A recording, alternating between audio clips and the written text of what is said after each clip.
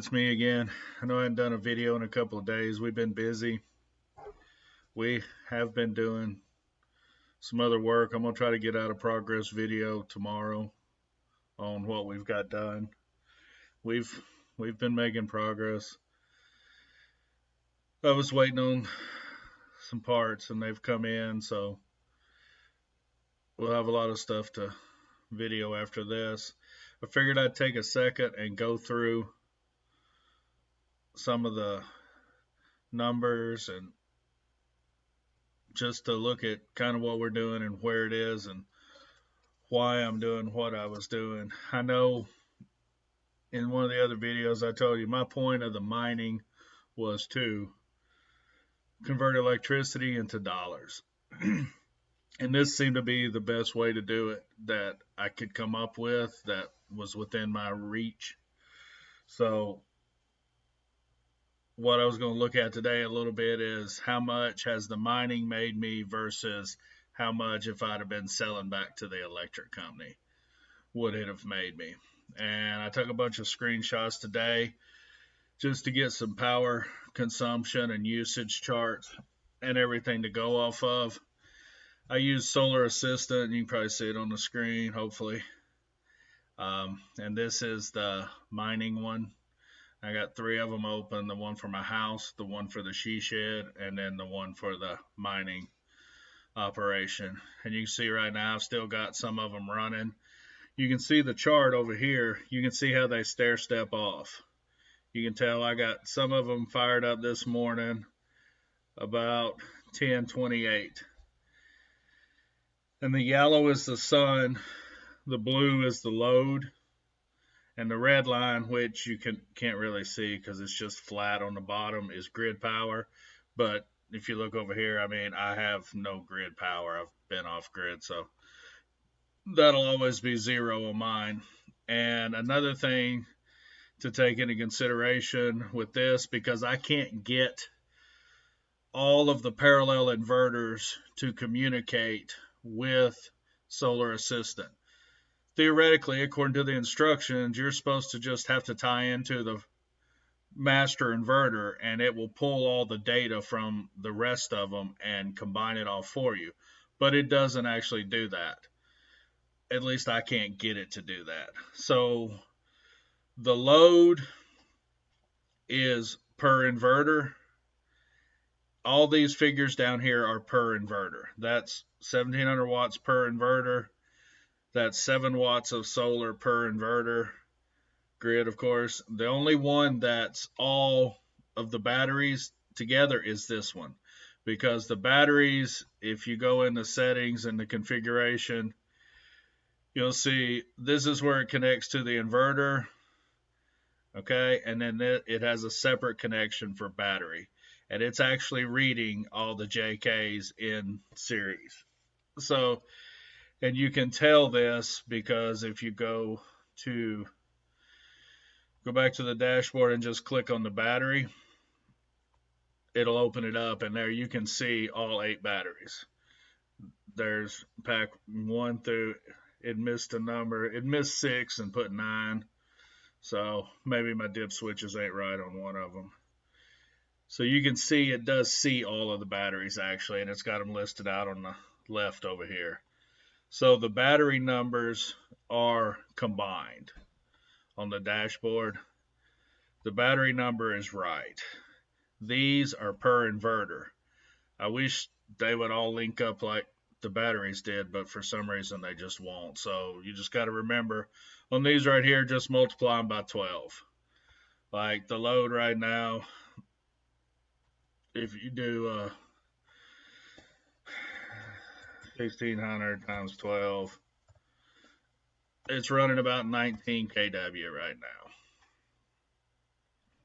Now I can remember which one I was on.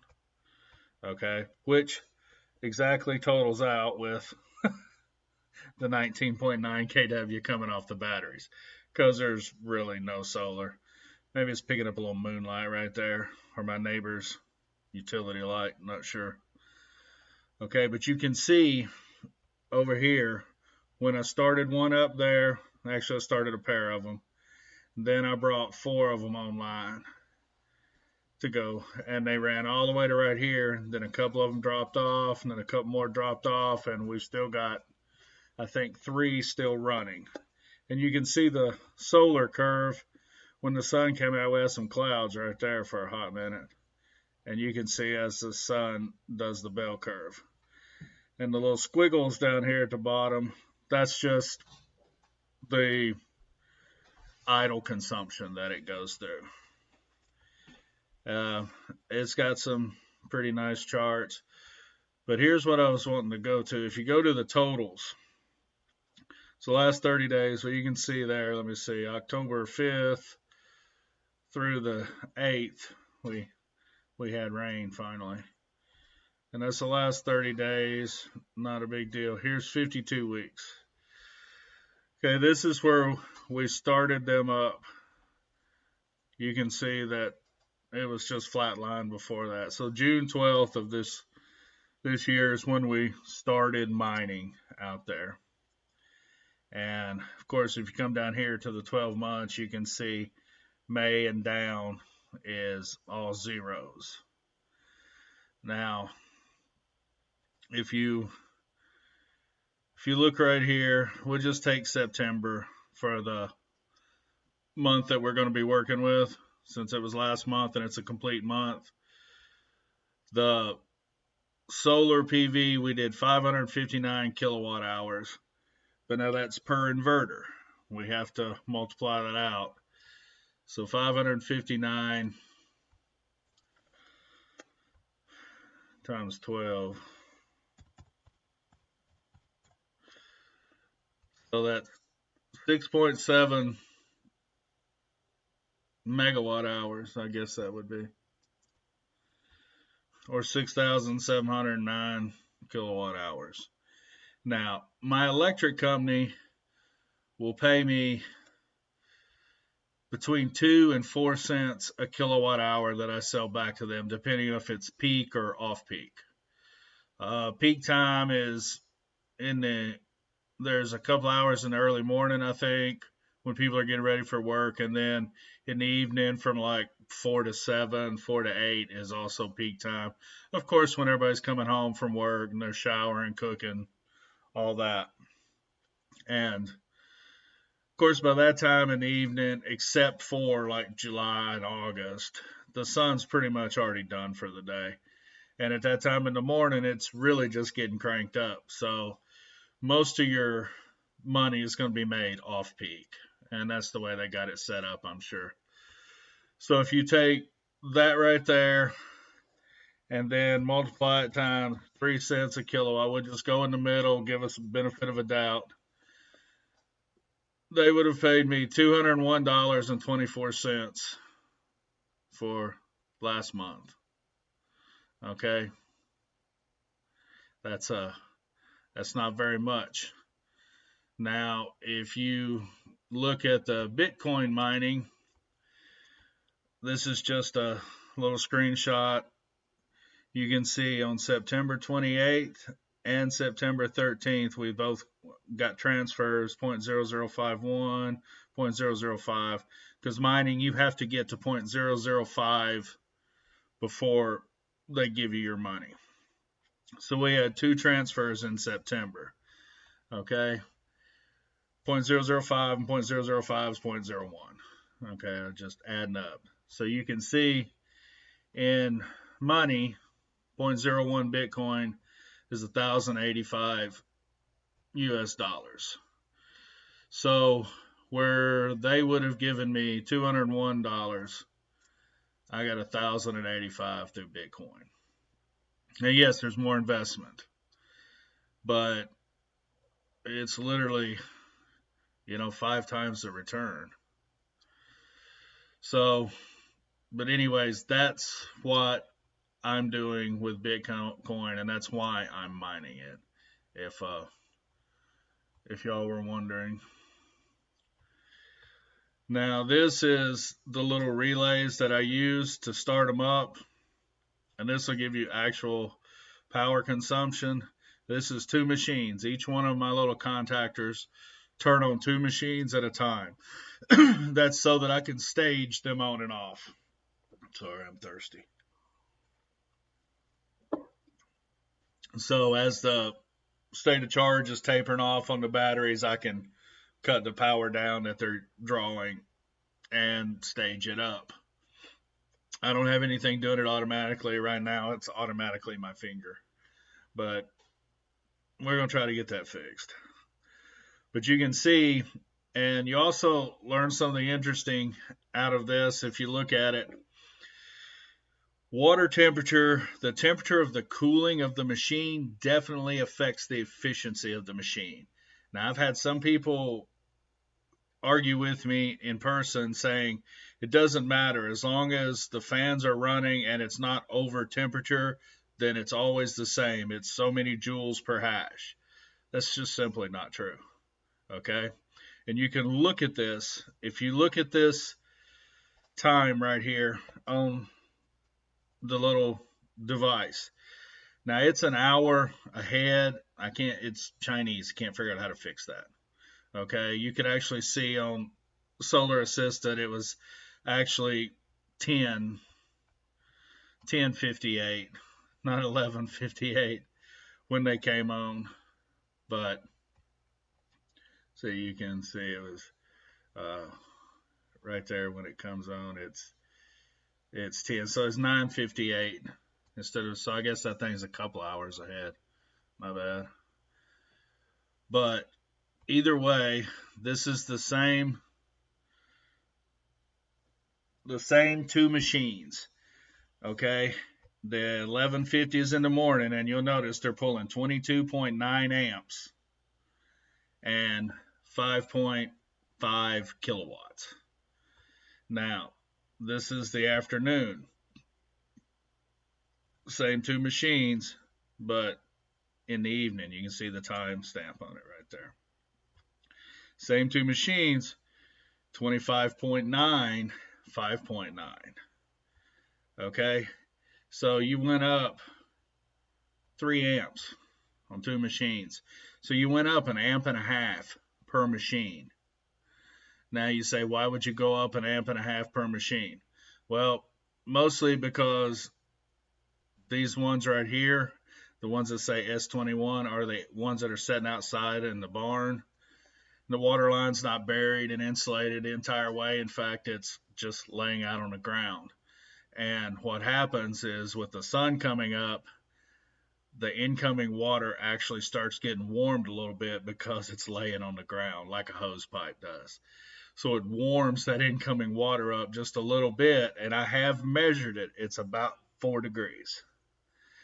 It raises it from 64 degrees to about 68 degrees. Raising that water 4 degrees changes the power consumption on that machine by 3 amps. Okay? So I don't know how you can not think that running them cooler will increase the efficiency. I believe you could chill the water and run it just above freezing, and that power consumption should go down considerably. You could probably get the efficiencies up near the realm of the newer units' efficiencies. Now, I don't know that to be a fact, but I do know for a fact that the colder the water running through the machine, the less power it draws. And that's one of the other ones we started up about the same time, just to give you an idea. And keep in mind, this is on 3-phase, 415 volts Y. All right. Now, with that being said, there's experimentation to be done there. Okay, this is the she shed. You can see the same thing. The sun came out, and this is kind of an error on my part. It's why I need more automation. All the little spikes down here, that's just the mini splits running during the night and during the day, so forth and so on. You can see where the sun comes up here. I should have had the miners on right there, but I didn't. I didn't get them on till there. And you notice how when this solar comes and then all of a sudden it drops off and it just follows the load, that means the battery was at 100%. That's what that means. And if you look down here, you can confirm that state of charge on the battery 100% all the way across here, which means I missed getting the miners started because that's all wasted power right there. See where the sun starts dropping off right about there? I could have had a curve the whole way. So if I'd have started these earlier, it would have taken the sun longer to get the battery up to 100%. And ideally, it would get up to 100% right about there as the sun went down, if you timed it perfectly. And then you would get a little more runtime out of the machines on battery. But if you get your battery topped off early, it doesn't benefit you. You just missed your starting point. And that's probably 2 hours worth of runtime. So, on a 400 terahash machine, that's, I don't know, $6-8. It's not the end of the world, but it's $6 or $8, And when you're piecing it together a little bit by little bit, then every little bit helps. And this is the main house right here. This is the main house one. And you can see the same thing here. It's only running, I think it's running 4 air cooled just as an additional load on it. And you can see still, even at that load, it never gets above 2K hardly, between 2 and 3 kilowatts. And remember, that's per inverter. So, and there's 9 inverters on the house, because that's all you can parallel of this model in single phase configuration. You can parallel 12 of them in 3-phase. All right. And somebody asked me about why I use them versus a big Solarc or something like that. And I don't have anything against the other machines or nothing. When I started tinkering with this is what I started with. And I do like the fact that with 12 separate inverters, you can pick how many are on each phase. And it sounds a little odd at first, but if, say, you have 4 water-cooled rigs that are 3-phase and they're running, okay, but then you have 2 or 3 air-cooled rigs, which are going to be single-phase. Well, on that 3-phase setup, they'll still run because you've still got 240 across a single phase. So you just go 1 phase to neutral, and that'll give you your 240 for them, which is actually how they were designed to run. Now, but if you do that and you put 2 or 3 of them on there, well, if you got 3 of them, you can split it up between each leg. But if you got 2 of them, you're going to have 2 phases then that are more loaded than this phase. You can actually set these inverters up so that 3 of them would be on phase 1, 3 of them would be on phase 2, and 6 of them would be on phase 1.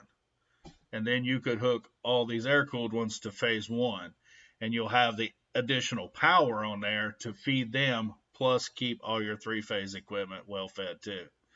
So you can pick what phase they go on.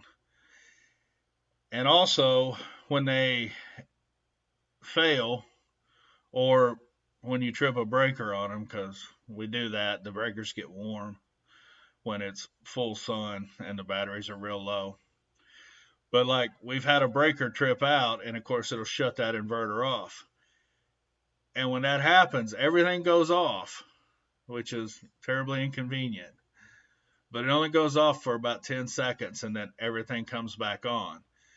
They shut off the output. The rest of them stay on. It just turns off the output. They resync with the others and then come back on. And just leave that one out of the loop. And I've tried that. I've done it with up to 4 of them in the string of 12. I've had 4 of them that I've shut off, and it still keeps going. Now, eventually, they'll lose communication with all, and I'm sure there's a point, but I can tell you, you can do 4 of them. And then when you turn them back on, it's fine. You just turn them back on. You could actually kill the solar breaker, turn off the main breaker, and change out the inverter if you needed to, and then just fire it back up. And when it powers up, it'll talk to the master inverter. It'll pull all the settings from there, and then it'll match phase and it'll come on. It takes it about 5 seconds. You'll see the little data light flash, and then you'll hear the relay click, and then you'll see the output go to 240 phase 2 or whatever. And which is also convenient for servicing them, because you can clean them and service them while they're online, which is pretty nice. If you just turn it off, the others won't even shut off then.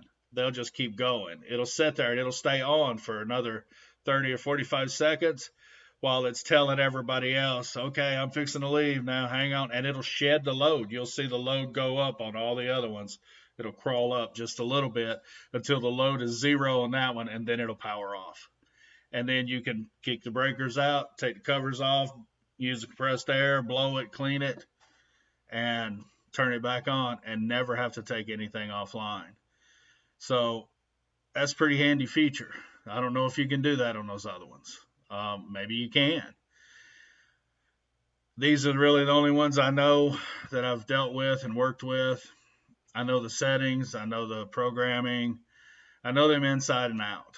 And I got another project that we're going to get to on down the road, and I'm going to try to convert them to water cooled as well.